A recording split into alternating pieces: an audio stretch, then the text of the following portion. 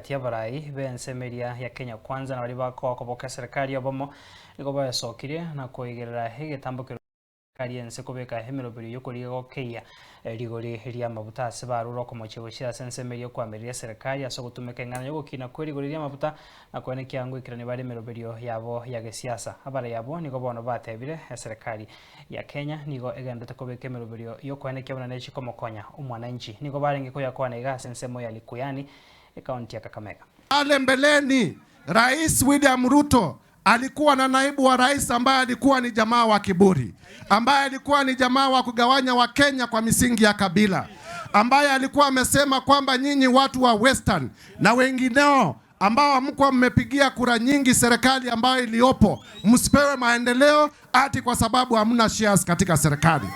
Mimi mwenyewe nikiwa na viongozi wengine nikaleta mswada bungeni, nikasema hauwezi kuendelea kuwa naibu wa Kenya, naibu wa rais katika Jamhuri ya Kenya kama unapagua wa Kenya kwa misingi ya ukabila wao. Nowadays he goes around all the major towns in Murang'a, Nyeri, Kiambu and threatens business people that if they don't give him money he sends goons during demonstrations.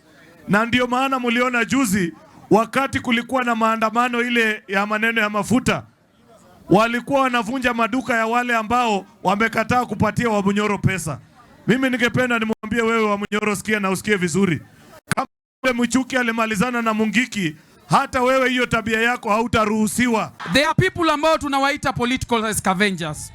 2020 wakati kulikuwa kuna COVID, bei ya mafuta ilipanda, tulikuwa tunanunua mafuta na geleni. Lakini hawakufanyia maandamano Uhuru Kenyatta. Si ni kweli ama naongea uongo? Wakati kulikuwa kuna vita kati ya Russia na Ukraine, Uhuru alikuja kwa TV akatuambia bei ya mafuta ni kwa sababu ya hiyo vita. Hawakuenda kwa street kumfanyia maandamano. Lakini wanamfanyia William Ruto ijapokuwa wanajua kabisa sababu bei ya mafuta imepanda ni kwa sababu ya vita vya Iran na watu wa Israeli. Watulize boli. Wale hawana maono, hawana mpango, hawana form. Sisi tutahakikisha mambo imeenda sawa sawa. Na nataka kushukuru wale ambao wamesimamia maneno ya matatu na maneno ya taksi kwa sababu ya kukuja pamoja ili tuweze kutatua, na watu ya bodaboda ili tuweze kutatua shida ambayo tuko nayo ya mafuta nchi mzima na the whole world.